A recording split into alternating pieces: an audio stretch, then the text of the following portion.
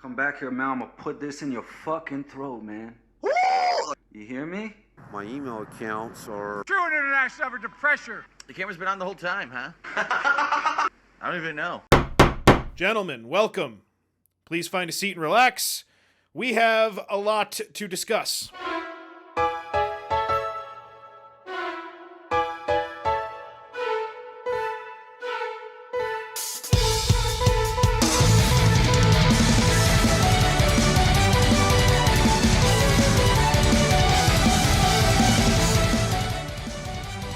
Welcome one and all. I'm KC. And I'm DC. And we are two goddamn gentlemen, bringing to you this and every week a celebration of all things deep totalitarian regimes. Head over to twogoddamngentlemen.com where you can see and vote on the Hall of Gentlemen. Find links to our Twitter, voicemail, YouTube, and Patreon, which gains you access into the live Discord during the show and sometimes out of the show with weird posts, and also to our bonus Lady of the Night episodes, and also DC, the Podcast We Beat series, debuting this coming Thursday, if you would be so kind to read back the minutes to last week's meeting. Casey, I don't even know where to start. So much has happened. Let's do it this way. The most natural. We need to find out the score. We need to find out who won. We need to find out if who we nominated last week. For me, that was you gotta remind me who my own gentleman was last week. It was Bret Stephens. Bret Stephens, thank you, yeah. And yours, Grant MacDonald. Yeah. I don't like Grant's chances, but you've got the secret formula. So any given week, any time we bring in the ultimate gentleman, top half of the bracket, so to speak, it could be your guy. So let's go right to the gentleman list. You hate to see it. DC, the ultimate gentleman, officially alone at the top, and we all know this is exactly what should be happening. There's no question about it. Mel Gibson. Mel Gibson at a positive 12. I have to agree with you. Yep, he has been... I have to agree with you. Dude, he packed such a punch in his episode, sometimes literally, that he really deserves this honor. Coming up in second place, he was the ultimate gentleman for a while. It is Donald J. Trump. And in third, it is a tie. King Henry VIII on my side. And Brigham Young on my side. Finally, one of my guys shares the third spot on the podium. I'll take it. Porter Rockwell, not far behind him at +7. Then we've got a couple of guys at +5. H.H. Holmes and John Bodkin Adams, a couple old school killers. +2 now for Mr. Jeff Wilpon. And my gentleman from last week, Bret Stephens, +1. I'll take it. I'll take it. He's not, he's above the poverty line. Pissed you off because you thought Grant was a gentleman, or because you were jealous? Yeah, I thought Grant was a gentleman. We'll get to him in a moment.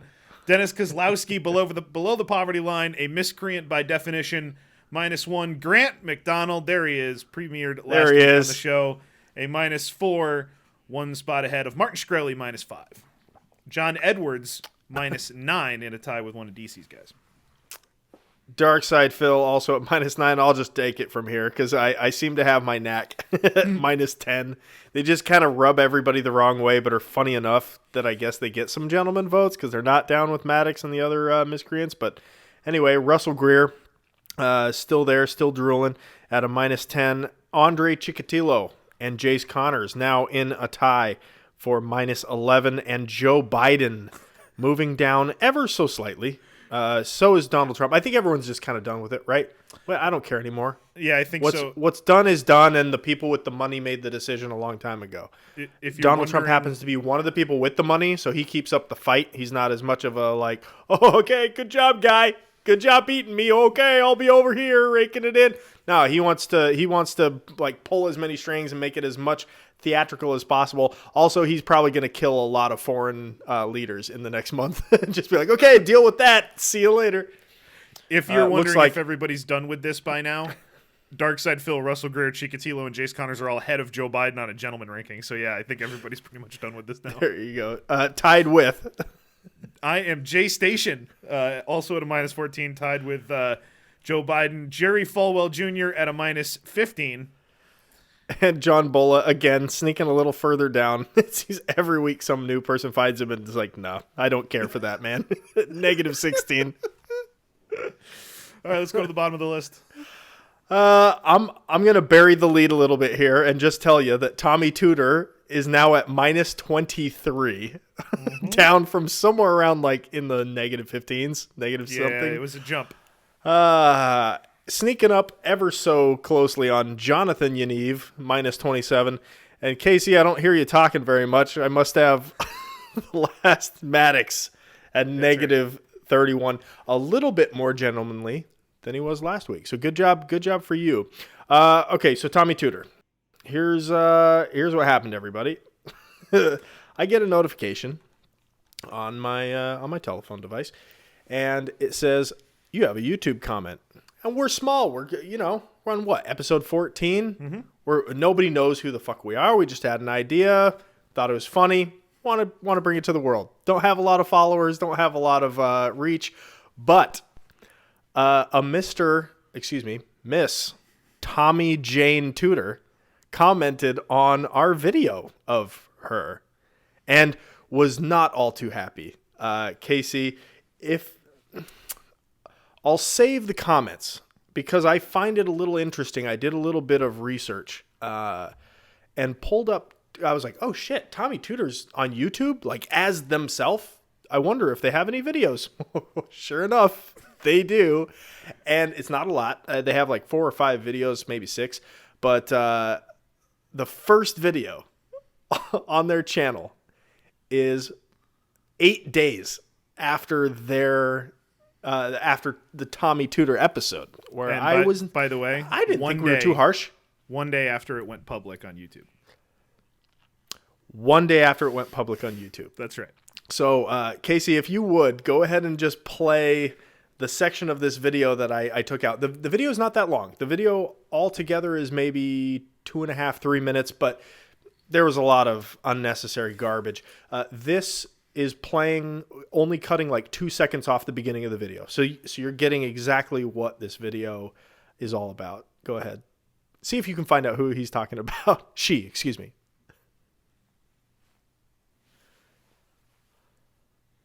I don't want to give anybody the impression that I'm ass mad. I'm fresh in from the street. I haven't even washed my hands. Ass mad. And checked in on the trolls. I've never had anybody like hate on me so obsessively. I mean, really be serious about it. And poor Sap is nominated you as a totally gentleman. Manipulated by he's got his head full of all sorts of ridiculous shit. And he thinks he's winning something. I'm really just staying clear. I am winning. I got better things to do with my time. Turns out, Tommy didn't have better things to do with her time because a month later, she decided to comment on the video, which I'll read for you now. If you'd like, go to youtube.com, search 2 Goddamn Gentlemen. You'll find our page. And we've got an entire playlist of all the episodes in order. Hers is number 7, I believe. So go ahead and find it. Tommy Jane Tudor, 3 days ago, wrote this on our video. My parents and I made peace shortly after these postings you are so ridiculously interpreting. My last conversation with her, telling her about the cisgender woman who wants to partner with me, it's a good conversation, ended with, I love you, Tommy. Love you too, Mom. Happy day. Happy day to you too. Okay. That's good. That's good. Well, first off, the conversations that are supposedly now, like, they've resolved these issues. The issues were that the mom was stuffing soiled underwear into the child's face. That was the him putting that on the internet. This wasn't like some anecdote that his sister like rudely put on, like, oh, my brother Tommy's fucked. No, it was him putting it on there. And then a follow-up conversation that he started on Facebook saying, isn't my mom a twat? She's trying to reach out to me and say that she's sorry, but she can't even spell right. Like, by the way, what the fuck was that all about? That's not my fault. You put that on there, dude. I went back and watched that section of the show, and those posts were from 2017. So that was like 98% of what Tommy Tudor's life was to that point had already been done. So the odds that it was going to get fixed from 2017 to 2020 was minimal, very minimal. Minimal, but I'll grant it. Fine. You have a great relationship with your mom. Now let's talk about the dog diddling. Now let's talk about the 16-year-old that you fucked. That was 50. Fine because she used to be 9. Let's talk about the shart that was just no kind of big deal. No big deal because it was only a shart this time. Let's talk about that. That's fine. Put the mommy issues aside. Let's talk about other stuff. But she goes on. She says, "You are a pair of..." Okay, now this I appreciated, and I'll go on. "You are a pair of toxic, transphobic, talking turds with delusions of intellect and redeeming social worth." Casey, do you think about your redeeming social worth? I don't have to. I don't have to. I know what it is. And I would say that 3 for 4. Talking turd, and what was it? I'm not transphobic, but I was definitely one of the other ones. We are a pair. We are a pair of toxic, transphobic, talking turds. I'll grant all of that. All that. Delusions of intellect? Absolutely not. Nope. We know we're brilliant, and we proved that in the first episode. So go back and watch it if you're ass mad or butt hurt, depending on how you like to say that. Not Tommy's best redeeming line, by social the way. worth. You're going to get to that. And nothing more. You lost your grip on the executive branch on my birthday. I didn't fucking vote. Get out of the... fuck out of here. And it's quite possible you're going to lose your grip on all your privilege under the new progressive administration. Oh no! They came up with a thing to change my skin. I thought that was the only thing that gave me privilege was my dick will fall off and I'll turn black. I'll become a black woman. All my privilege is gone. I didn't know that was going to happen under the new progressive administration, but there you go. It's happening. I think I'm going to hold on to my privilege, and I think I'll be punished even further for it. That's my bet. I don't know. That's my bet, but I'm guessing I'm going to hold on to it as much as I wish I could just pretend that I didn't have it. You ridiculous, intellectually dishonest, craven corporatist cucks. Corporatist cucks. Intellectually dishonest is factually inaccurate. Because I may not have a lot of smart things to say, but I mean all of it. So I don't really appreciate that. So take that. There's no satire and here at all. None. But she did nail us on the corporatists. We are corporatists, and I think we're fine with that. I think we're true-blooded Americans. That's fine. That's true. And also throwing cuck at us, that hurt. That did hurt a little bit. It wasn't, we're no cucks, ma'am. So I replied, I tried to be a gentleman. Gentleman is as gentleman does. Clearly, she watched the show. She referenced many parts of it. And for that, I was very grateful. I said, thanks for watching. www.patreon.com/2goddamngentlemen. By the way, fantastic alliteration on toxic, transphobic, talking turds. Gentlemanly response. I don't think there's anything wrong with that. And there wouldn't... It would be hard to presume that you'd be rude. You nominated Tommy Tudor as a gentleman. Thank you. Thank you. I was hurt. When people didn't vote them into the top half of that. I was hurt.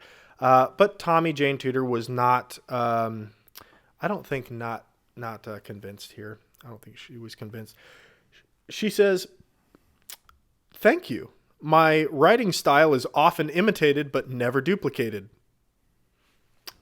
It's the most cliche line in the book, but whatever. Yeah. She asks, would you like to do an honest interview? Or are you going to want to take your chances on your account surviving my defamation complaints? Straight to Karening. Straight to Karening. I brought her into the wrong show. I brought her into the gentleman show. I didn't give her the benefit of the doubt. This is clearly a female that we're dealing with here. And we should have nominated her in the Ladies of the Night. So for that, and for I apologize. You should have had more foresight to not trust someone that would give up their privilege. How dare you? She is a bigender. Oh fuck, what was she again? Bi-gendered. Oh, some spiritual hoo-hoo. I don't know. But again, I was not going to stoop to her level. I kept it honest, because clearly she was very concerned that what we were doing was defaming her. And Casey, you're a learned scholar. You're a learned scholar. Do you know the definition between or the difference between defaming somebody and poking fun at somebody? Yeah, it's making things up that didn't happen. Correct, and claiming them as fact. So I wrote back and I said, we have no interest in honesty, only comedy. Expressly stated, but not always appreciated. Sorry about your feels. We'll say nice things about you in the future. Might even name a dog after you. I thought that was good. I thought that was a good line. Toot for short. And she writes back, as you wish, but Two Goddamn Fools will be a much better name for your channel. Do you care about personality rights?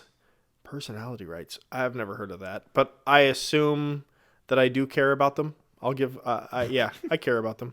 Do you care about the negative effect that illegal immigration has on the black community?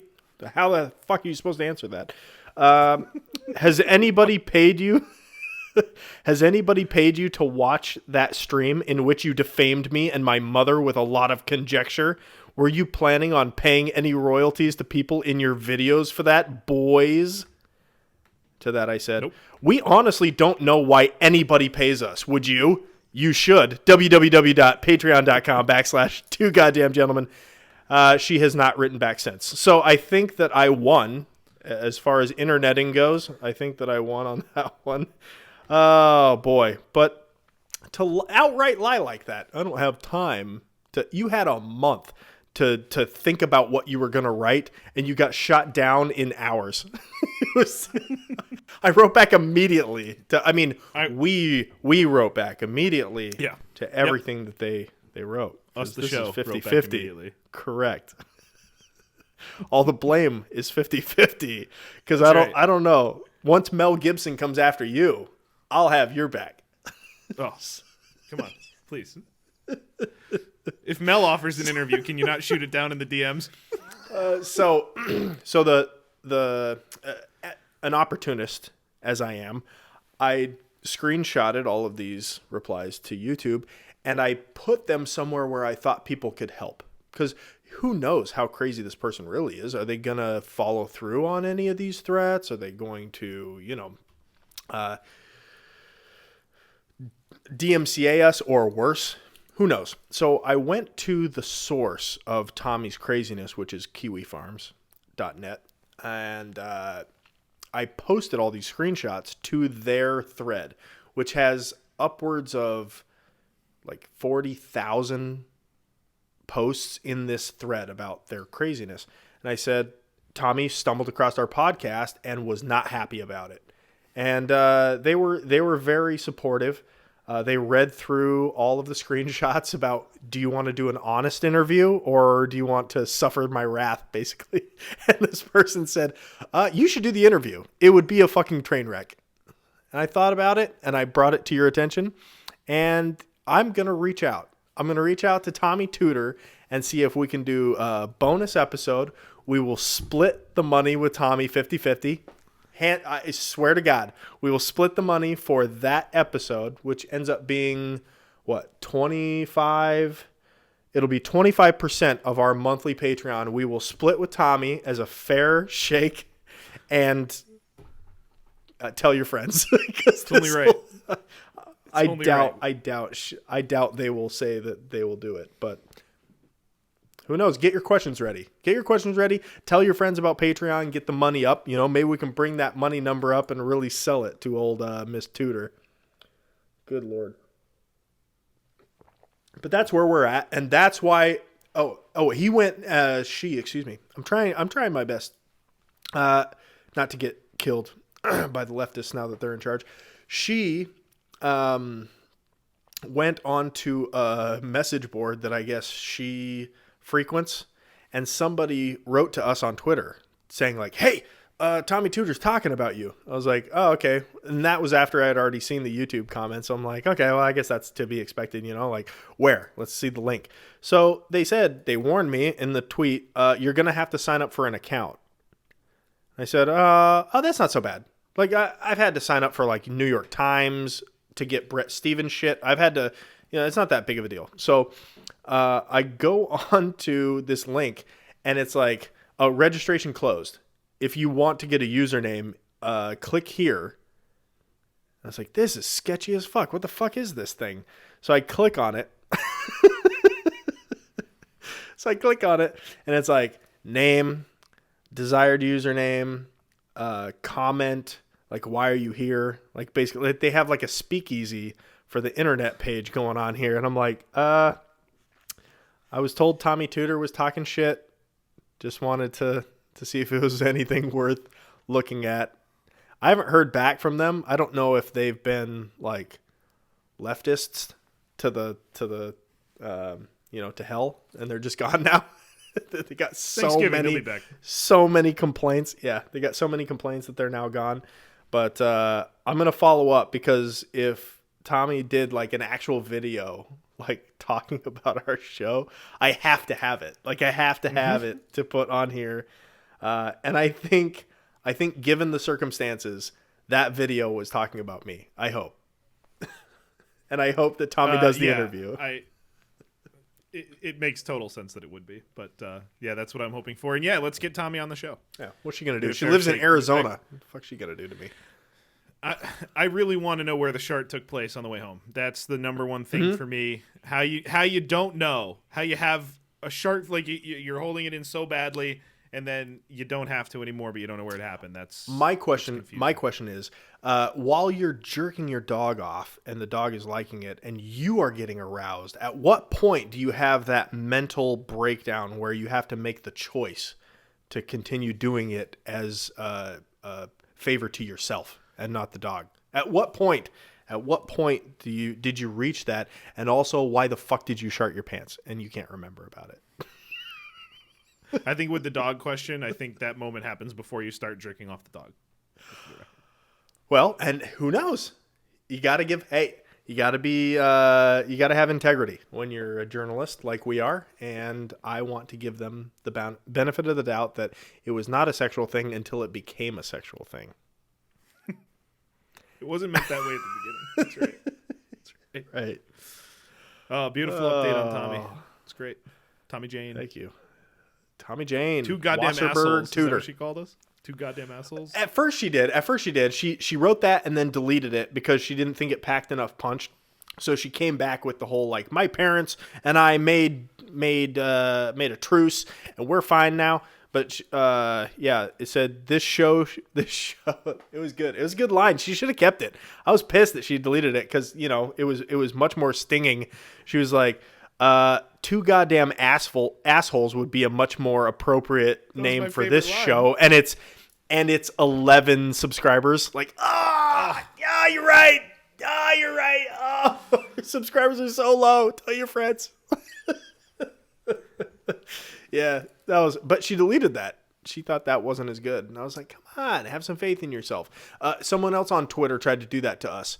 I was writing to people of the BYU persuasion about their football shitty team on Twitter as the gentleman DC, because a gentleman always will talk about his collegiate team, right? It's the gentlemanly thing to do. So this guy was complaining about BYU's current terrible situation, and I poked at him a little bit, and I was like, "Yeah, you should change your fucking Twitter name to number 14 ranked in the actual ranked matters or actual mattering rakes." Mm-hmm. He's like, "Oh yeah, well, you're a fucking podcaster with 64 followers. That tells me everything I need to know about you." Like, oh no, my Twitter cred. Yeah, I guess you're not a disingenuous asshole. Yeah, you're right. You're not gonna get a 65th follower after that. You're done. Never. I'm done. A nice round 64. Just delete the account. The NCAA is arguing that you should have 68 followers, but nobody thinks it's a good idea. Just leave it there. I don't care. I will tag enough people so that whoever needs to see it will see it. I don't follow anybody. I don't fault anybody for not following me. That's right. They'll see my shit if I did the right thing, tagging the right shit. I think I followed you and OJ when I first started my gentleman account. I don't know who I followed. I only followed Donald Trump for the first 3 months. And that wasn't a good strategy to getting more followers, wouldn't you know? Apparently not, no. Apparently not. All right, Casey. So this week, the people are in for a little bit of a change, I guess you could say. They're used to getting one gentleman nominated every week, and this week we're going off the beaten path and nominating a group of gentlemen with an E, which I think still counts. Why not? 2 goddamn gentlemen. We can nominate gentlemen as a group. We can decide this really easily. As one of the hosts of the show, do you think we can do it? Yes. All set. So we're going to. That's right. Without further ado, well, you can leave then, chat. Yes, that's not what you signed up for.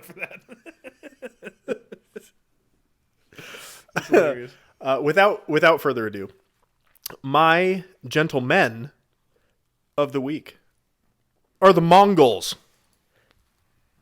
That's right.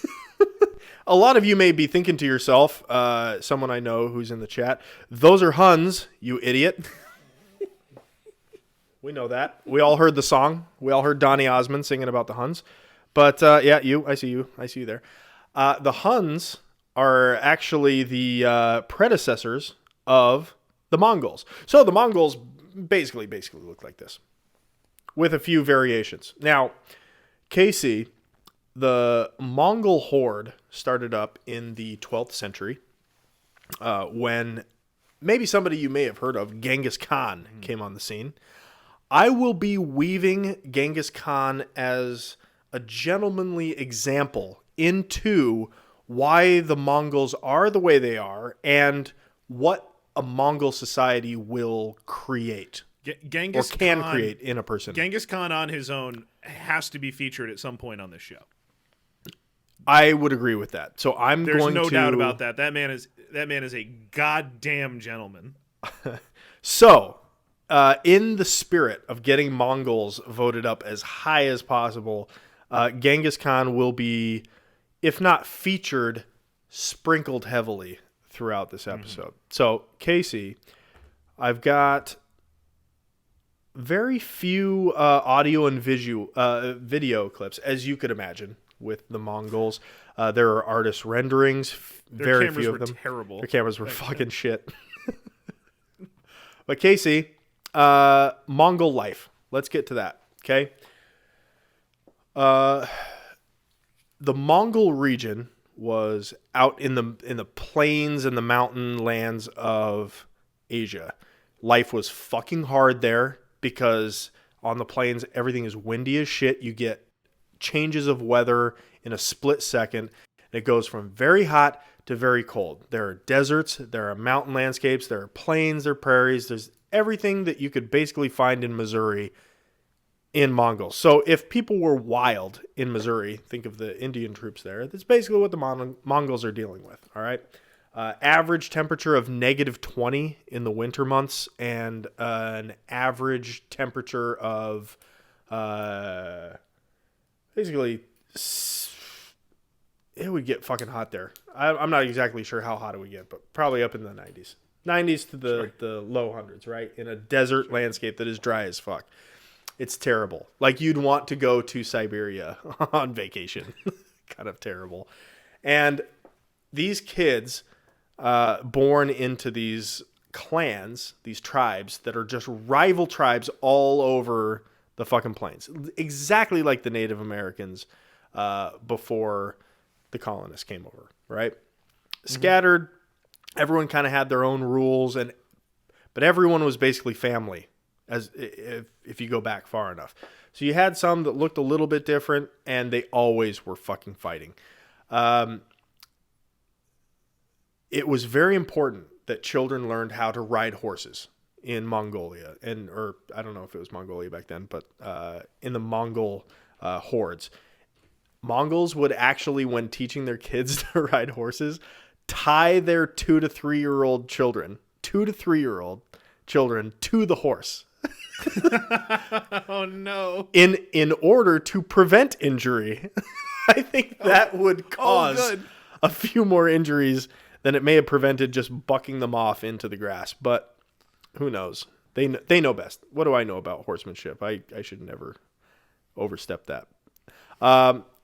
Casey, a gentleman always deals with hardship. Genghis Khan, actually, although born in the Mongol region, might have been a filthy ginger person. Oh, no. There was actually a historian, Al-Din, who said that he had red hair and green eyes, and that was not uncommon in the Mongol region. Yeah, pipe down. Pipe down, gingers in the chat. It's like Tormund from Game of Thrones. Just big fucking... I've never seen Genghis Khan depicted as some fucking leprechaun, like running across the fucking plains. He's always been the fucking bushy fur hat, long fucking Fu Manchu, you know, da-da-da-da-da-da. Yeah. Always. Every single time. Everything else, all the other things. But apparently, by one account, he was ginger. And I think that this account is true because Genghis Khan had a strict do not depict my image policy. Do not draw me. Hey, you over there. You draw him, break his pencil. Break his pencil. It's a very strict policy. I think that tends to lend credence to the ginger claim. At 9 years old, his father was poisoned by the neighboring tribe. Right? Just poisoned.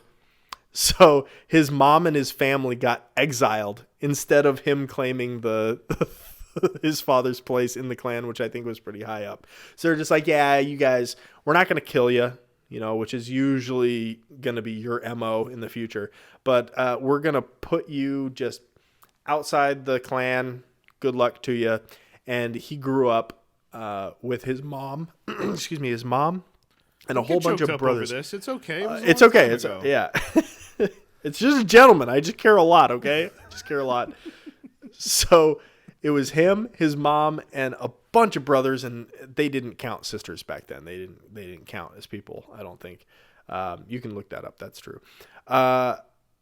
He killed his older brother with the help of one of his other brothers because the brother was only a half brother and it was trying to move in and swoop in on his mom and become the man of the house. So they just had to kill him. Yeah, gotta go. So he fucking killed his brother, which other reports say was over food.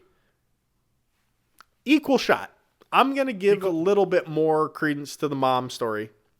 His brother called him a ginger cunt. That's what he did. Yeah. Well, everybody did, I think. That's why as soon as he got the power, stop drawing me. Hey, who's that? Who's that on that piece of paper over there? That's you, sir. Kill this man. Kill him now. So why don't we just break his pencil like we used to? That's not enough. Break his other pencil. At 16, he and his young wife, no shit, he's 16. So he and his young wife were kidnapped and held for 6-9 months, something like that. It might have been over a year. Who knows with these fucking historical recantings. But they escaped. And back then, if you got taken a slave, you're getting raped all the time. Especially if you're a girl. You're getting raped all the time. So just a fucking terrible, awful life. However, this same wife that he had was the only one that he named his empress. He had hundreds of other wives, I think, all over fucking Asia and Europe. And this one that he had from age 9, whose name was Bort. What a fucking terrible name. Dude, the Mongolians have the weirdest fucking names. It was Borte is how they pronounce or how they spelled that. Bort. So she was the empress and he was a gentleman, always takes care of his number one bitch. right? We know that. We also know a gentleman always gets it in. KC, Genghis Khan, and this will tell you a lot about the Mongols, has, depending on the reports, either 13 million descendants or 350 million descendants, which accounts for 8% of Asians. Goddamn gentleman. It's a fucking lot of fucking holy shit. Now this I thought was extremely funny. He used to have a strict policy after he gathered all of the Mongolian hordes together, all the tribes. He united under one banner, and then he just tore shit up. And he would go town to town and just kill the shit out of everybody that he felt was going to be a problem. And anyone he thought was not going to be a problem and would join and happily serve under him, he had a strict meritocracy policy. If you were the best general on the field, fuck, the guy that unseated him from his horse with a bow and arrow, he made that guy his best general, like the next time around. So he didn't hold any grudges if you were doing your job, right? But if you fucked him over, if you pled fealty to him and then you fucked him over afterwards, he was known to go in and kill like 90% of a population. That's what he did to the Persians in Iran. And it took them 700 years to get their population back to pre-Genghis time. It was like in the 1900s. It took them that long to get their shit back together after he fucked them up.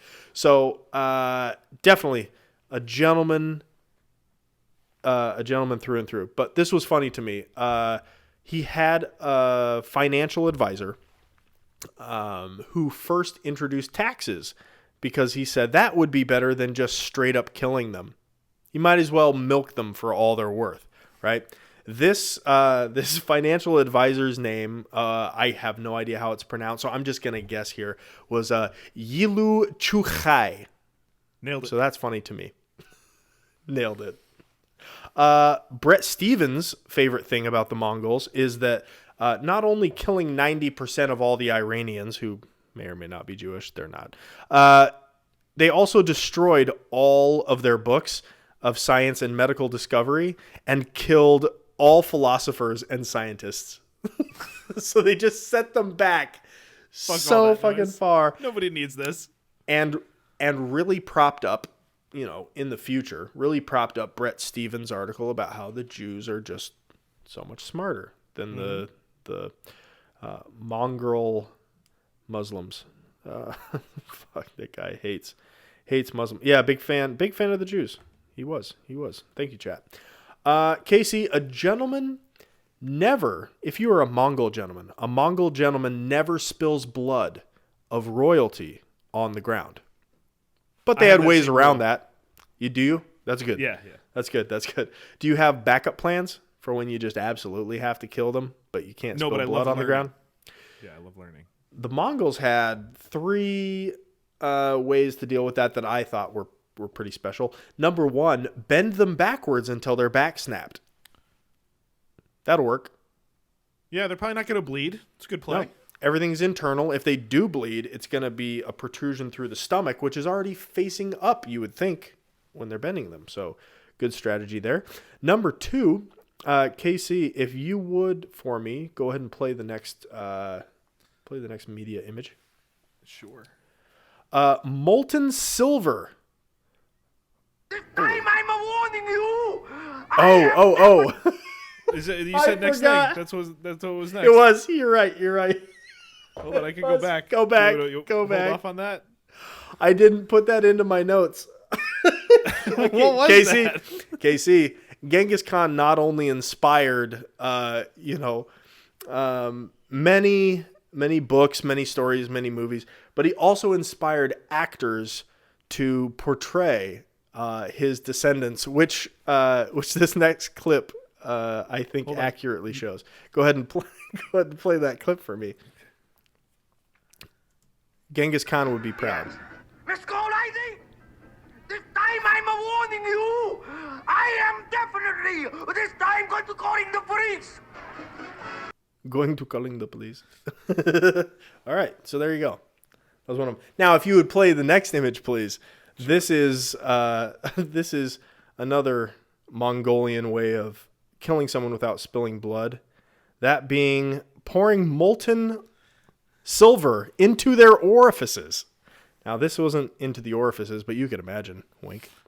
Yeah, and for the audio podcast listeners, you do have the Game of Thrones golden crown up here. Absolutely.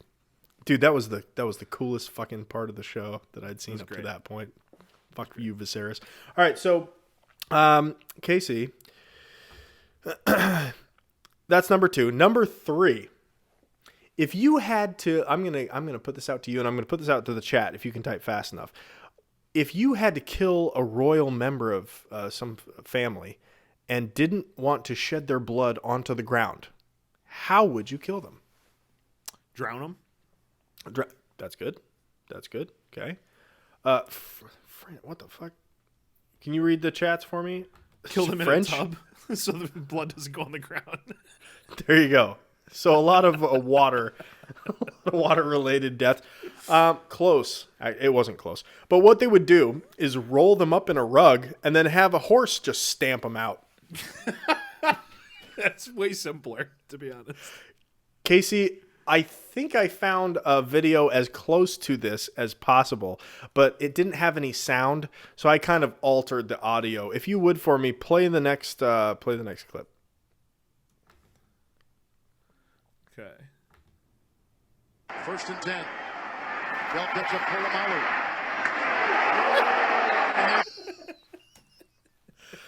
Ooh, that's rough. So, yeah, I think that lady actually did die. Did she really? Yeah. Wow. My wife was telling me when she saw that video that like that is what you're supposed to do. Like you're supposed to run in front of horses, and like they have this natural tendency to stop and like not intentionally run you over. This horse didn't give a fuck. So do not try that with all horses. That will not work with all horses. Did not work with this one. So those are 3 terrible ways to die. As we said, a gentleman is thorough. He killed 90% of Persia after a slight where they just like killed a couple of their emissaries who were trying to open up a trade route. He killed them. So like, all right, that's it. You're gone. Fuck them too. Don't need them. So the Mongols were a thorough bunch. A gentleman always, Casey, sets a proper floor when feasting. Wouldn't you agree? Yeah. It's the foundation of the feast, right? You got to be able to set your tables, set your chairs. You can't do that out in the middle of a fucking battlefield after a battle. You know, there's fucking dead bodies everywhere, dying bodies everywhere, fakers that aren't even hurt, that are just lying on the ground waiting for everybody to come by that are on the ground. How are you going to feast on the... I know. Set wooden planks over everybody and then set up your feast while you can just slowly smash the remaining alive people into the ground slowly while you eat. So that's what they were about. Well, that's aggressive, is what that is. But you think that's aggressive? You got to be able to multitask, right? You get one thing done while doing something else. That's a good thing. It's a gentlemanly move. That's right. Now, Casey, you thought that was aggressive. This one I think might be the most aggressive move that the Mongols ever made. A gentleman always finds a silver lining. Back when the Black Plague was going crazy, running rampant, it hit the Mongols just like it hit everybody else. But they didn't just take their bodies and bury them or burn them. What a waste. No, take the bodies to a walled city that you're trying to invade and throw them over the wall so that everybody inside there gets the Black Plague as well. Biowarfare. Oh my God.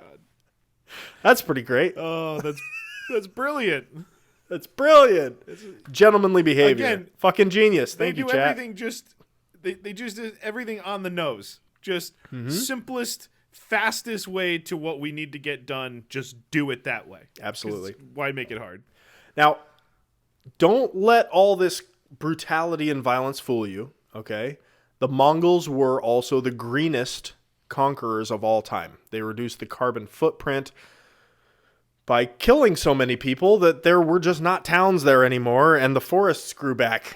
So they actually killed more people than Hitler and Stalin combined. Sorry to all you who think that Hitler is the fucking paragon of all evil. Not only did he do that, but he did it at a time when the world had 1/5 the population. So it was kind of a big deal what he did to everybody. Covered a lot of ground to make that happen. Covered a lot of ground.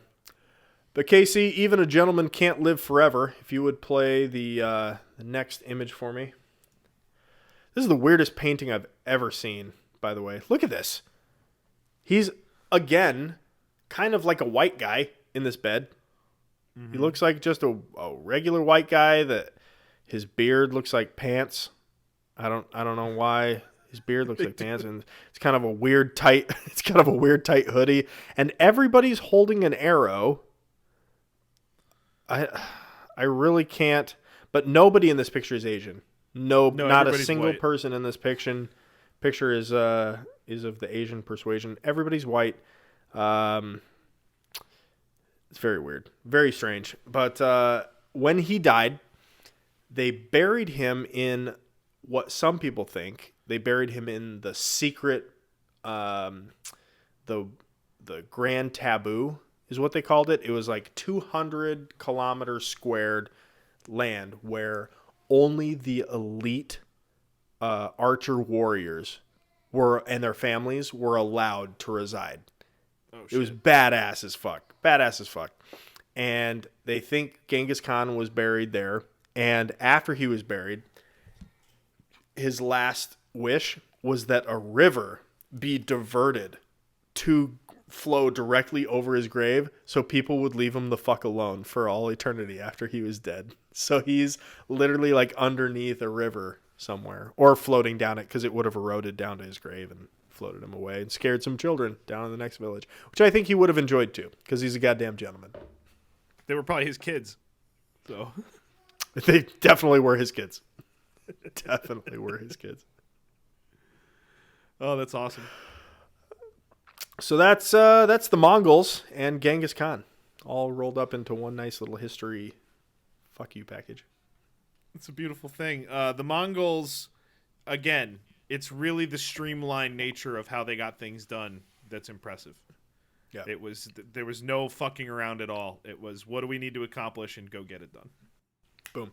And they were, as soon as they attacked a place, they wouldn't like force them to be like them either. They were like, oh yeah, you want to do this religion? That's fine. As long as you're paying us, we really don't care. So it was cool. They were kind of like the Persians in that way. Then they murdered them all. Sad. DC. Yes, sir. Got some honorary gentlemen to highlight. I've got 3, man. I've got so many good gentlemen.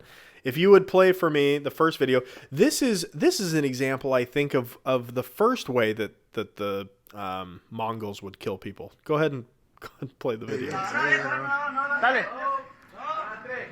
Dale. 1,000 pesos. Uy. Oh shit! He that folded wrong ways. Yeah, I think that's how they bent people backwards to break their backs. So here, catch this. Unfortunate. Okay, it's good. So the gentleman in that video was the guy at the bottom who got smashed for attempting to grab that. Of course, it was a gentlemanly move. Number 2, I can't remember, so just go ahead and play it.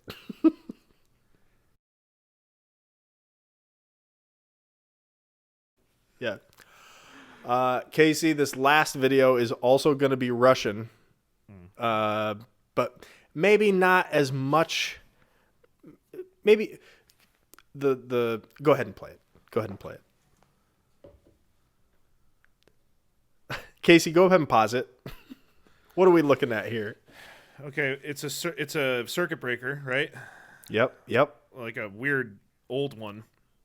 It's Russian. Everything is weird and old in Russia. I've been around a lot of these things, and I've never seen one that looks quite like this. What should you never do if you're working with electricity in general? What touch a live wire or any metal surface near a live wire. Okay.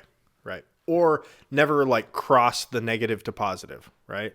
Well, those are live wires, yeah. Okay, yes. All right, go ahead.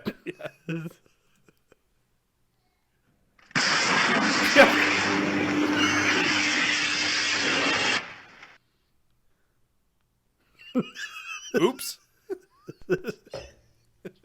He put out the electricity to half the county in that. Oh, look at it. It's not done. Because there's still juice This going keeps into that exploding on him.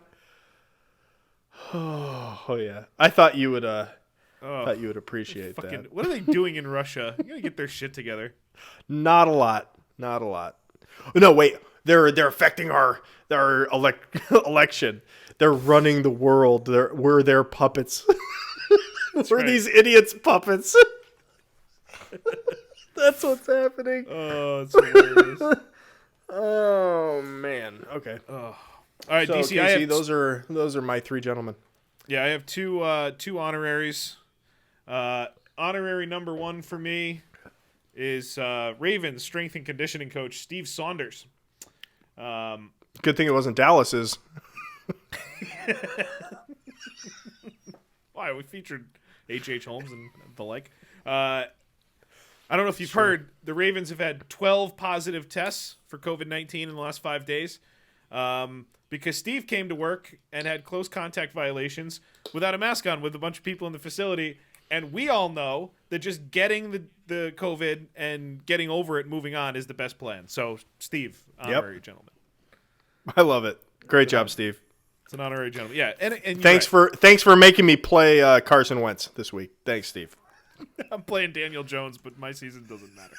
Yeah, exactly. Mine neither. My season doesn't matter. DC, my second honorary is a pastor from California. Now, you don't see that a lot anymore.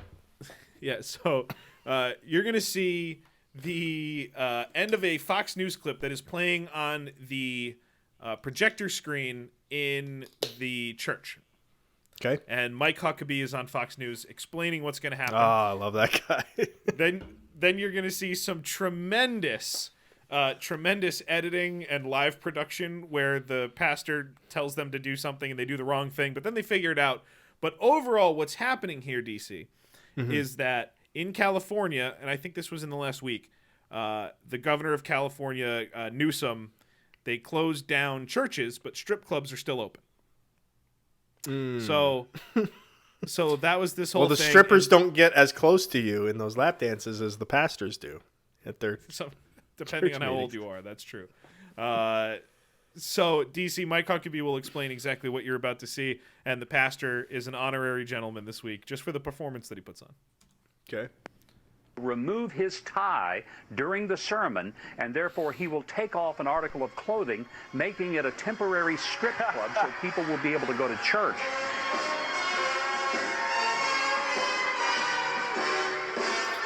So then they stop the music, and then he's like, no, start the music again. And then they start the video clip again, and he's like, no, start the music. So they start the music again.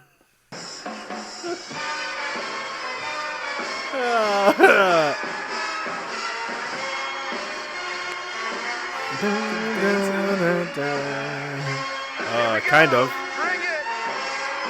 Bring it.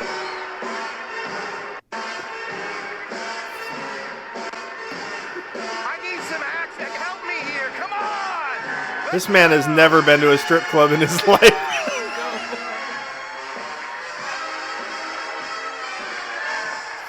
Takes off his tie, throws it into the crowd. I know who the gentleman is. The one in the bottom left with the money. Oh, yeah, there you go. The guy waving his dollar bills at the pastor. That's the point. gentleman. All right. What do you think? I only kept like the first few seconds of the sermon here. What do you think he dives into here at the beginning of his sermon? I think he's gonna go ahead and dive into what follows. So you've got trickery to become a strip club, abortion. Okay, it's not abortion. He's a little nutty though. Thanks. Yeah. Go away. Guy gave it. By the way, Governor Huckabee said that he'd bail me out if I got arrested for that. So He will. He's got enough. This is insane.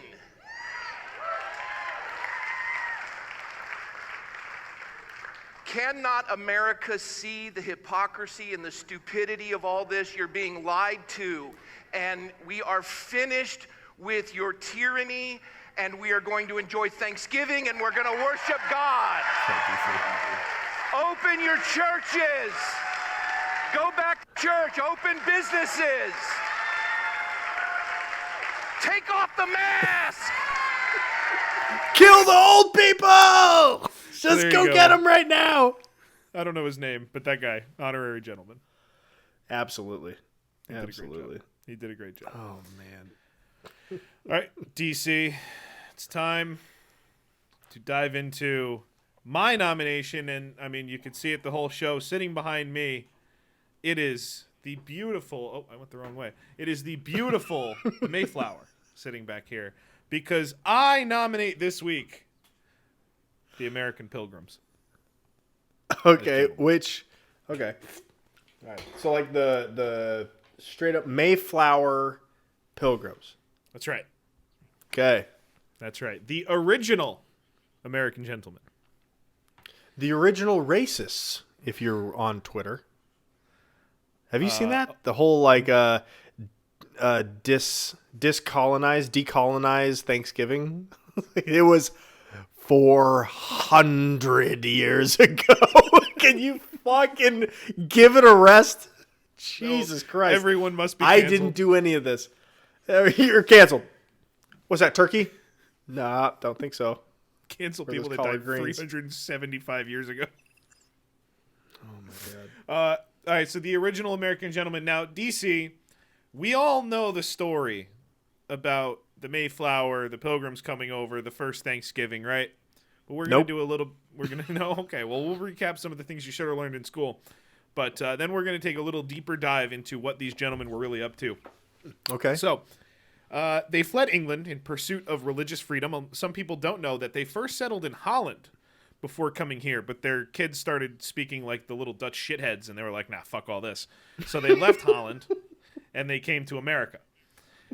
They hired 2 ships, one good ship, the Mayflower, and one piece of shit, the Shipwell, Speedwell, whatever it was called. And the Speedwell broke, like, right away. So they had to leave some people behind, and then some people got on the Mayflower, and thus... Oh, that's good, I guess, that it broke right away. You don't want that breaking in the middle of the goddamn Atlantic. It did not break in the middle of the ocean. It took 2 months to cross the Atlantic on a journey that one pilgrim was quoted. He was asked if he would do the journey again. And he said, I'd rather share a needle with Freddie Mercury. So I don't think he enjoyed the trip. Probably not. An excerpt from Nora Smith's children's classic, The First Thanksgiving, a story that we all remember as kids. I don't know if I remember exactly this part, but it says, quote, at last the Mayflower came into sight of land. But if the children had been thinking of grass and flowers and birds, they must have been very much disappointed, for the month was cold November, and there was nothing to be seen but rocks and sand and hard bare ground. Some of the Pilgrim fathers, with brave Captain Miles Standish at their head, went to shore to see if they could find any houses or white people. So, so they were looking to settle in. Hey, where are all the white women at? Where are all the houses? In the first winter, DC, 50 of the 100 people that made the trip passed away. It was so cold. That's good odds. That's good odds from back then. Yeah, it was so cold. They had no food. They didn't really know the Native Indians, the Native Americans around them. So it's Native Americans and Indians filling the country, and 50 white people at this point. And I think now the Falcons can feel better about blowing leads because boy, do we know what happens. Because that would have been easy. That would have been real easy. Just send the 10 assholes that you hate the most. They're definitely more battle trained, who they are, and they know the terrain. So it doesn't matter if they're battle trained or not. Like, every rock and tree and creature has a name, has a spirit has a name. Pocahontas. So they, don't patronize me, chat. I didn't know the words. So There's 50 of them, but dude, there were more coming. They were never gonna stop it. It would have been easier to prevent the fire, than to put it out. Yeah, like just kill off 50 people every time they land. Mm-hmm. Tell them the berries aren't what they're supposed to be. Like, yeah, eat those. Those are good berries. Those don't. They've never seen them before. It's a completely different fucking continent. You gotta trick them. Eventually, the English would think, they just keep getting lost. The world might be flat. Let's just stay here. You don't think?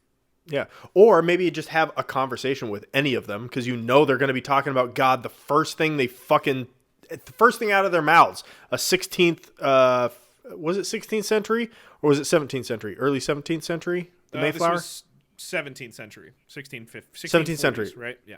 1640. Oh, wow. Okay. So earlier than I thought. So 17th century. These fucking people come over. All they want to talk about is God. Like, oh, God, say that. Would you like to hear? And then you would have known that all you have to say is like, oh, I'm an angel. Like, if you come out looking all weird and you just say you're an angel, they'll believe anything you say. Like, yeah, those berries, great. Yeah, we'll eat those. Oh, those bears, they're basically like big dogs. Great. Yeah, let's go pet the big bears.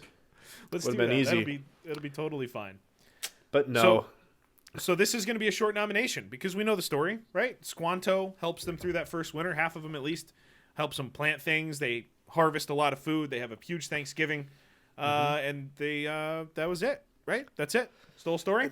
Lived happily ever after, I think. No, that's not it. There were some other things that were going on that I want to get to. So DC, the guy and the girl in the bottom right. What the hell? That guy's like 30 and that girl's like 12. Yeah, exactly. That's what's going on. What was happening. What's going on? DC, this first one has something that you'll have some actual like personal ties to. Okay. A story from the trip across the Atlantic Ocean. The rough seas nearly spelled the end for the Pilgrims. During the voyage, manservant John Howland went to deck to escape the cramped conditions and was quickly swept overboard into the ocean. He grabbed a hold of a rope and hung on in freezing waters, and it was eventually rescued.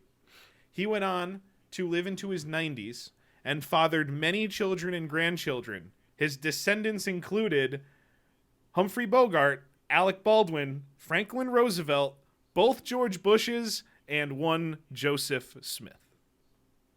Good thing he held on. That's right. This could have been a lot of gentlemen that were negated. Yep. If he had just let go. The Mormons. We never would have had the Mormons if that guy didn't hang on to that rope. We all know that story never happened. We all know that guy just like fell overboard maybe and like grabbed a rope real quick and like pulled himself back up. I'm like, oh man. Thank God. I was in the water for hours. So in 1636, we're going to look at some of the crimes and some of the laws surrounding the Plymouth County and some of the counties in the area. So in 1636, the Plymouth County courts or leadership, whatever, government, formally codified its 5 crimes that were punishable by death. DC, let's play a game. Ooh, yes. What were the 5 crimes punishable by death in 1636 in Plymouth County? Adultery. Adultery was one, but no one was ever blasphemy killed in Plymouth County for adultery. Okay. We will get to some that were in neighboring counties, never in Plymouth County though. Okay, but that was one of the 5? That was one of the 5. Okay, blasphemy. No, blasphemy is not on the list. Go a little deeper into blasphemy. Be a little more specific. Be a little more heretic, like heresy. Forming a solemn compact with the devil by way of witchcraft. Okay, Yep. heresy. There you go. That's 2. Theft. Theft, not on the list. That would be my number 1. So I don't want to know what the other ones were. What were the other ones? Willful murder. Oh yeah, that. Yes, yeah, murder would be one. Arson, which no one was ever tried for arson, and they described it as willful burning of houses or ships, but arson, right? Okay, and then finally sodomy, rape, buggery as one category. So, okay, at least they had rape. They're way ahead of the 10 Commandments in that one, so that's good. Don't you worry, we're going to cover what happens to people that do things like that. DC, let's go to some crimes from around the area. And again, Plymouth County never executed anybody for adultery, but that was not true in all of Massachusetts as we now know it. Mayflower passenger William Latham's wife Mary was hanged for adultery in the neighboring Massachusetts Bay Colony in 1644. In Plymouth County. Shit, dude. I have a second cousin whose mom's name is Mary Latham. Wow. That's really freaking crazy. Somebody should check on her. I'll dox her. I don't care. I don't know what she's up to, but, leave her alone. I Google imaged Mary Latham. I might have seen your relative because I certainly didn't find a picture of her. I would have pulled it up here if I did. Yeah, probably not. I remember she was, like, really hot when I was little. Like, when I was a little kid. I was like, because it's like a second cousin. So it's whatever. Like, you never see them. You see them maybe, like, once a year or something at some, like, crazy thing. You're like, oh, she's pretty hot. All right, cool. And then I grew up, and she was not hot. Things changed. In Plymouth Colony in 1639, Mrs. Mary Mendame of Duxbury was convicted of uncleanliness with an Indian named Tinson and was sentenced to be whipped at cart's tail through the town streets and to wear an adulterer's badge, which, if she was found without, would be branded onto her forehead. This happened. I guess they would know. The happened branding on the forehead did happen? No, the threat of it. I don't know how often it happened, but adultery, whipping through the streets or whipping. If you have to remember to wear the badge every day, just fucking brand me. I have to have it every day anyway. Just fucking brand it on me, I guess, because it's gonna be there anyway. Just do it. If I got branded That's for stupid. approaching a storefront without a mask and then having to turn around, I would have been branded like day 2 of quarantine. I forget. We're gonna sew a mask onto your ears. That way you have to have it. Jesus Christ. Thomas Bird. This one. Okay, so this one's a little problematic, DC. I want you to break down exactly what happened here because we have some very old language. Okay. But some. I'm used to that. I can translate that for you all day. Thomas Bird was sentenced to double whippings for committing, quote, several adulterous practices and attempts so far as strength of nature would permit, end quote, with Hannah Bumpus, who was also sentenced to be whipped once for, quote, yielding to him and not making such resistance against him as she ought to. Bird was sentenced to pay her $10 for, quote, satisfaction for the wrong he hath done her. Okay, so what they were doing was considered unnatural. So what they did, they could do as far as nature permitted. So I'm going to say they did it up the butt.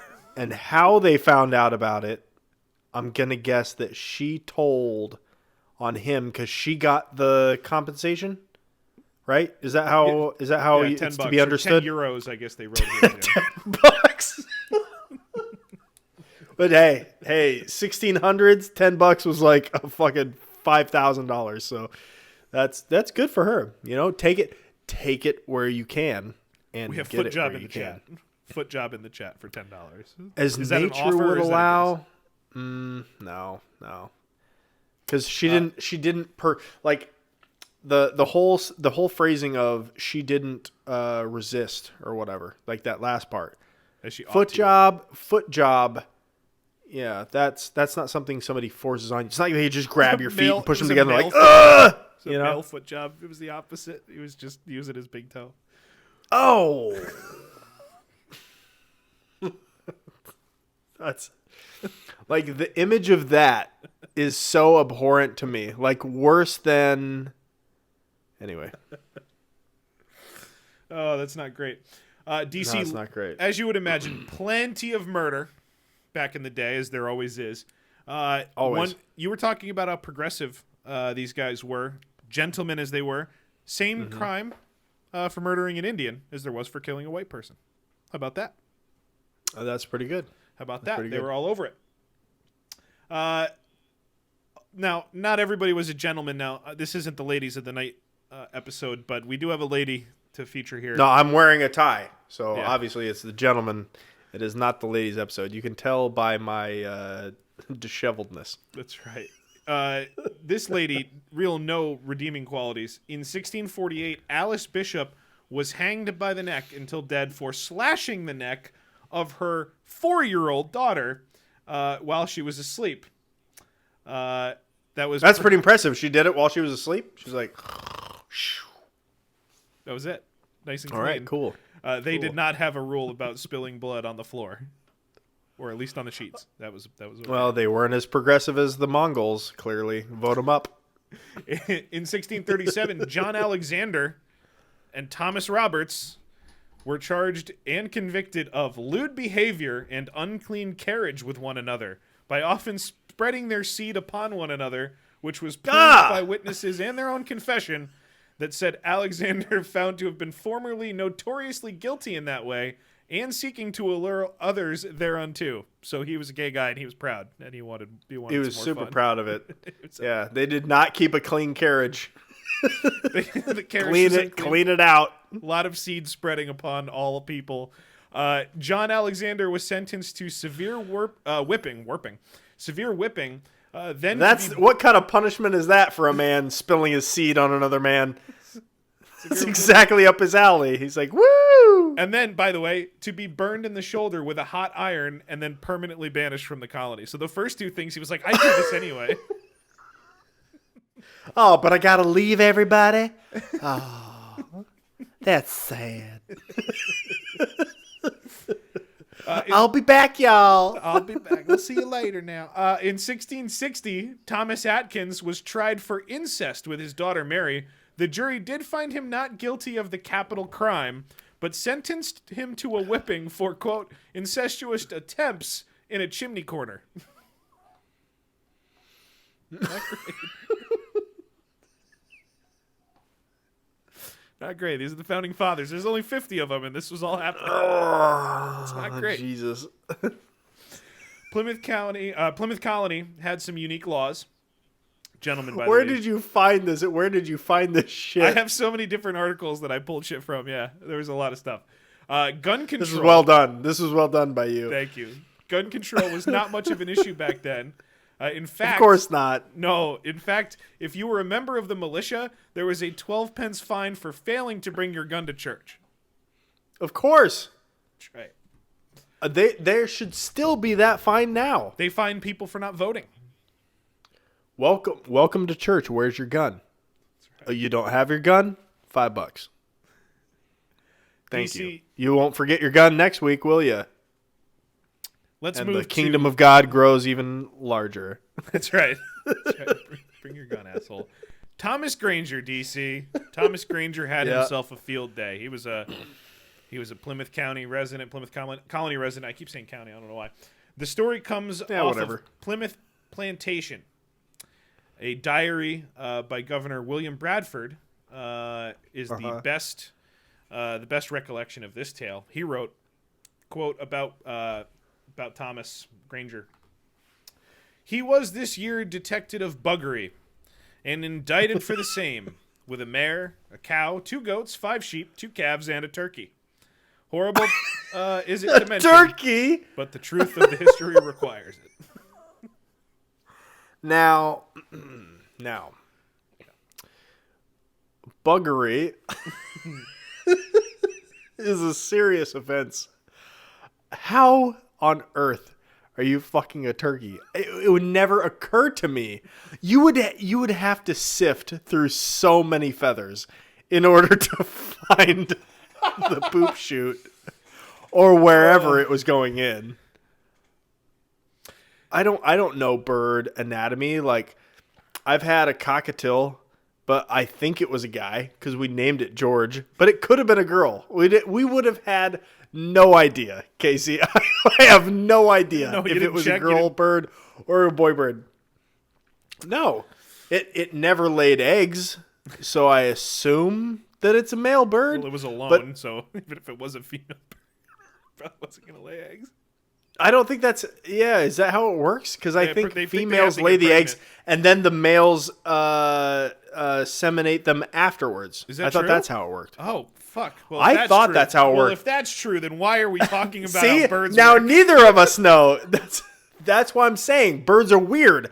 You don't know, like, what... Because the eggs that we eat are not fertilized eggs, as far as I understand. That's why there's not, like, bones and weird little shit in them. But in China, where those are a delicacy, they take those eggs and they, like, age them, that are fertilized fucking eggs that just, they don't let them hatch First, I don't know how it works, but still, birds' anatomy is all a mystery to us. And so a turkey, I don't even, I think I would know how to differentiate a male from a female. Doesn't the male's the one with all the huge feathers, right? And the female bird is the ugly one? No clue. You never know. No clue. You never know. That's how it would be. I'd fuck the shit out of what are those called? Pigeons. No, not peacock. I'd fuck the shit out of a peacock because I just look for the ugly one because peacocks ain't gay. USA. That's right. That's right. So this man buggered. This man buggered how many animals? Can you read that again? Yeah, the list. Like 10? The list was, there we go. A mare, a cow, 2 goats, 5 sheep, 2 calves, and a turkey. That's like 11. That's a lot. 12. It's a lot of Jesus Christ. That's a baker's dozen buggery. It's fucking shitty. Someone walked in on Granger, a teenage servant, while he was engaged in, quote, lewd practice towards the mare. And the young man eventually confessed to having sex with the horse regularly, along with several other farm animals. Now, back in 1642, the punishment was strange by modern standards. The authorities worked to determine which animals Granger had sex now with. They're all gonna fuck you. How about this, dude? How weird is this? The authorities worked to determine which animals he had sex with, and then killed the animals in front of him before hanging him. Oh, before hanging him. Yes. They killed all the animals and then hung like Thomas. they couldn't perceive of any sexual behavior happening that didn't involve like love. Yes. So like, we'll show you. That's No, right. I would have. I've raped my hand, dude. I don't know how many times you've raped your hand. I've raped my hand so many times.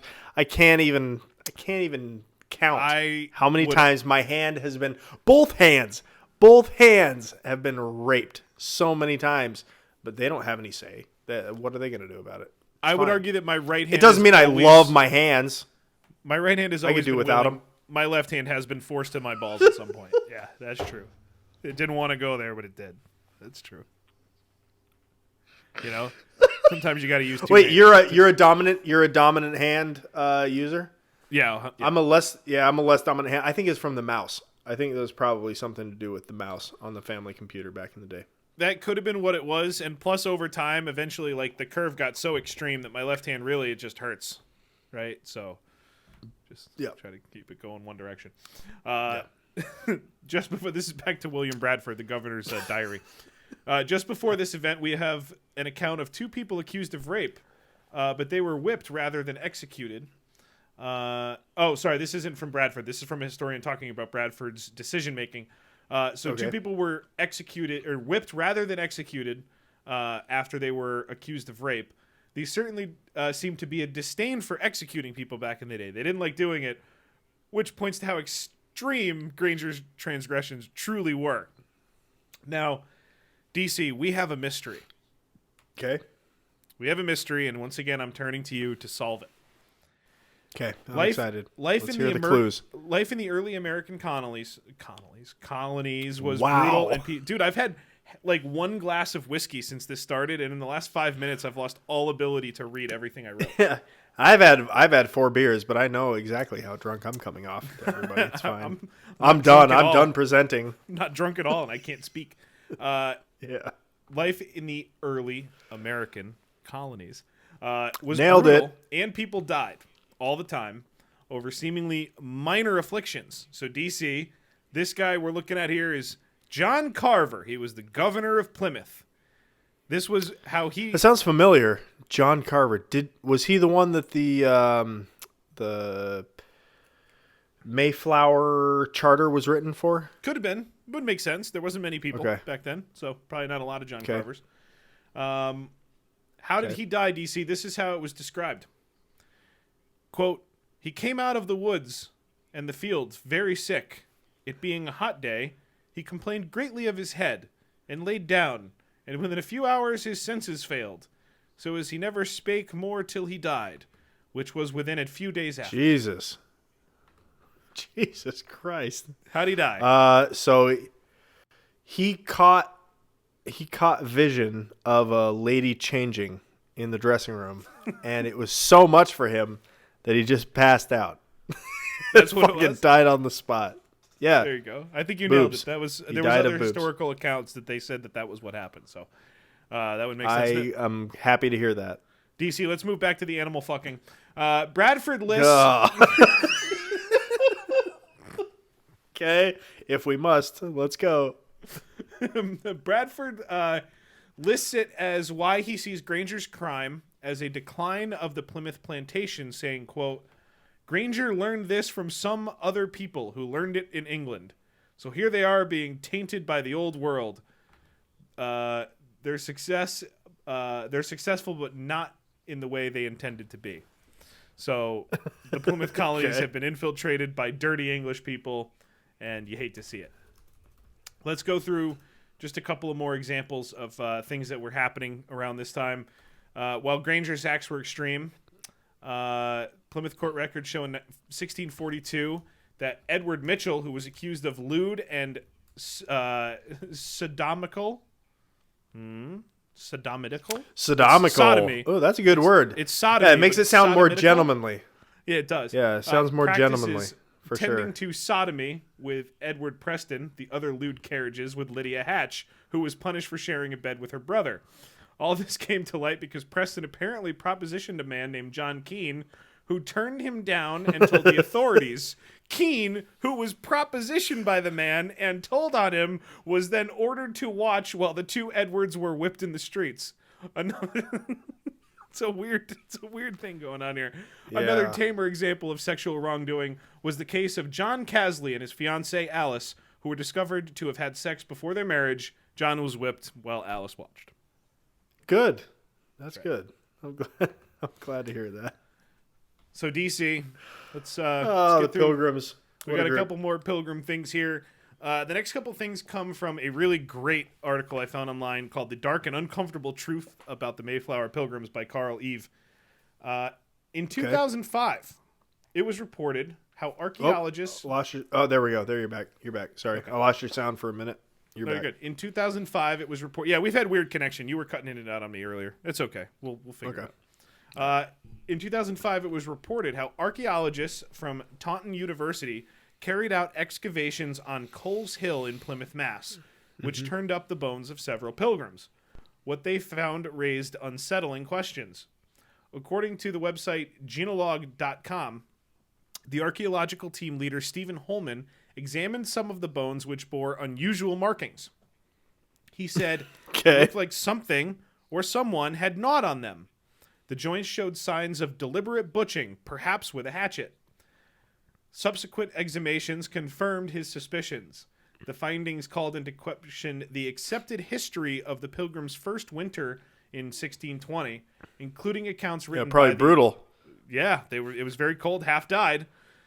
In none of the works written by the Pilgrims is there any mention of cannibalism, a fact which was not exactly a surprise to any historians.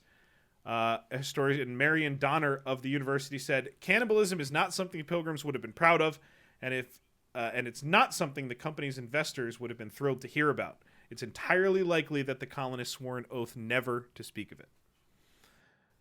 No shit. Yeah. Okay. All right. So put yourself in the position of a group of people that have just landed in the Northeast on a continent that can get pretty cold and pretty snowy. And you landed there in November. It's like the worst time you could have fucking landed there. It's just about to get shitty. Like, gather your supplies real quick because it's going to get real shitty for the next 4 to 5 months. So good luck with that, you idiots. Then they have to go out and half of them die. Stories of cannibalism are sure to come out. And if you were in that party of 50 people and there's like 10 bodies that have just barely died off after the food rations were like at 0, those 10 fresh bodies, you're like whoever is the leader left in this 50 group, 50 party, 50 people party, right? They're thinking, okay, how do I twist this around to sound like it's something we have to do? Because we didn't hunt, like, we're just a bunch of fucking English pricks who came over here and luckily, it sounds like, ran into an Indian who showed them everything they fucking needed to know and, like, helped them out. And they were like, yeah, things are pretty bad here, but if you send more people, it'll be fine. Like, we'll set up camp here. It's fine. Okay, so guys, there's 10 people who died. Yeah, I know. It was your wife. It was terrible. We're gonna separate her out of the group. You're not gonna eat her, but there's 9 other people that are not your wife that you are gonna have to. Well, you have a choice. It's God has given you this choice. Her soul. That's probably when, like, you know, American, like, the theory of a soul was like, yeah, soul's completely separate from body. You completely separate them.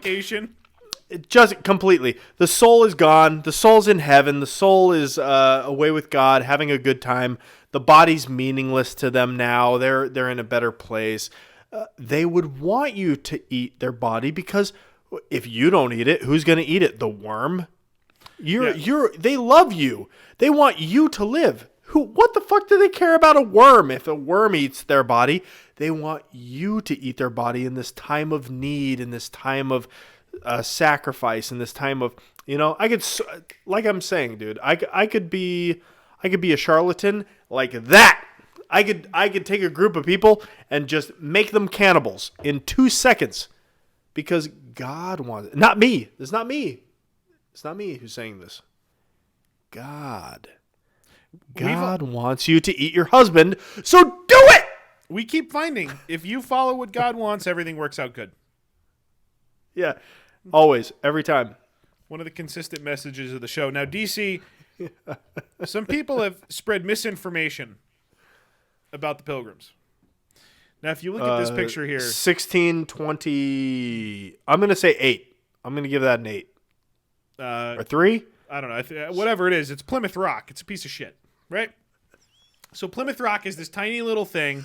There's no way they saw that from the ocean. No, it didn't. And we're like, there, let's land there. Let me give you the story behind them landing at Plymouth Rock, because DC, here's some fake news sad about our gentleman. Uh-oh. Okay. It is now accepted widely that the Mayflower, which was built to transport goods and supplies, but not people. The Speedwell was meant to carry the people, but that, again, was a piece of shit boat, so everybody had to get on the Mayflower. Did not land in Plymouth first. The ship landed first at the tip of Cape Cod, now known as Provincetown. The Mayflower Pilgrims originally were aiming for the mouth of the Hudson River, now where New York City is. However, they were beaten back by bad weather. With an approaching winter... And how big of a shame is it that the first people that came here landed in Massachusetts?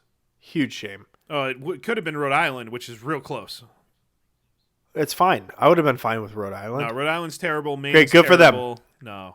I spent my whole life in New England. You don't get an opinion on this. Maine's terrible. Rhode Island sucks. No. But Massachusetts is cool. It's better. The land of cucks. Yeah. The land of the biggest cucks. Yes, that's right. That's right. God, they sniff their own ass so hard. Anywhere where Harvard could be, like, created is a bad place. It's a bad place. Wherever Harvard could be created, where you're just like, it's a bad place. That's how they wake up every morning. I think anyone can agree. They just fluff their sheets. They fluff their sheets in their face. They're like, oh yes. Forget the coffee this morning, Alice. I'm all good, Genevieve. I have a good fart coming out here. Guinevere, I'm fine. No coffee this morning, darling. So, on their way to the Hudson, they were beaten back by bad weather. And with an approaching winter, they decided to go ashore. According to oral tradition, Plymouth Rock was the site where William Bradford and other pilgrims first set foot on land. However, it was 121 years after the arrival of the Mayflower that a 10-ton boulder was put into Plymouth Harbor and identified as that precise spot. The claim was made by 94-year-old Thomas Fuance, a church elder who... Fuance? F-U-A-N-C-E. I don't know how to pronounce it. That's good. I think that was right. A church elder who said his father, who arrived in Plymouth in 1623, and several of the original Mayflower passengers assured him that this was indeed the first landing spot. Okay. So, DC, I made up the vaccine, by the way. So you're welcome to everyone, because now we can just take credit for things. Just make shit up. Totally. All the time. That's what I do, Tommy. That's what I do, Tommy. DC, little bit. All right, so you're going to be questioning. I'm going to read a paragraph here, and you're going to wonder, Casey, why are you reading this right now? It'll be clear in a moment. The Mayflower was not solely you know this, and that's why you're going to be questioning this. Obviously, it was not pilgrims on their way to the New World. 40 of the passengers referred to themselves as separatists. They were later known as pilgrims, who did not want to be a part of the Church of England and had been living in exile in Holland for years before the journey. Many of them originally came from Nottinghamshire in Yorkshire and in Lincolnshire. Fuck England. Fucking England. Fuck England. Nottinghamshire. Fuck yourselves. God One of damn the it. separatist names was William Brewster. He had been inspired by the radical words of Richard Clifton, the rector of the nearby village of Babworth. It is believed that Brewster founded a separatist church in his family home. And DC, the only reason I'm reading this is we are descendants, the KC clan from William Brewster. So there you go. Nice. The final piece. Here we have, now it's spelled apes, A-P-E-S, but I think it's like probably Apis. Yeah, probably. This is William Apis. He was a Pequot Indian back in the day of the Mayflower. Okay. Yeah, the nose shows that. I was going to say. And they asked, he was asked to write down the Indian perspective, the Pequot perspective of the arrival of the Mayflower. So this was how he started that entry. December 1620. The Pilgrims landed at Plymouth, and without asking liberty from anyone, they possessed themselves of a portion of the country and built themselves houses, and then made a treaty and commanded that the Indians accede to it. And yet for their kindness and resignation toward the whites, they were called savages, and made by God on purpose for them to destroy. That's what they said. They're like, hey, thank you for being here. You are instruments of God to us, and we will destroy you as we see fit. And history will show that. So thank you for being here. What's this corn? What's it corn? Give us the recipe again for growing corn. Thank you. I appreciate that. DC, our nominations, the Mongols and the Pilgrims. Happy Thanksgiving. I couldn't think of a better way to end this Thanksgiving. The Mongols, I think will fare well because they're so long in the past that people don't get like as offended by them. Like they were obviously the worst people. They killed 90% of nations. Whatever. Don't care. Raped and pillaged across all of Asia. They will be gentlemen. The Pilgrims thought to be gentlemen. I'm predicting they will not be gentlemen next week. Tell everybody how they can vote, then. where they can find everything else. Go to www.twogoddamngentlemen.com. There you can find the Patreon link. You can find the link to our Apple iTunes. Download it. Rate us, guys. Give us 5 stars. We do not care in the least what you say about us on our podcast rating, as long as it's a 5-star. It's true. Totally shit on us. It's completely fine. Do not reach out to Tommy Tudor if you're listening. I will be doing that this week, and we'll have more news for you on the bonus episode, Podcast We Beat, which can be heard live Thursday night at 10 Eastern. Does that sound about good for everybody? Let's do 10:30. 10:30 Eastern. Join us on the Discord. Casey, why don't you lead us out? We have presented you the Mongols. We have presented you the Pilgrims. Mel Gibson, currently the ultimate, but we don't know for sure. The search for the ultimate gentleman continues. Wolves aren't gay, USA. Wolves aren't gay, USA. We're going to bed. So there you go. Isn't that a great story, ladies and gentlemen? Meeting adjourned.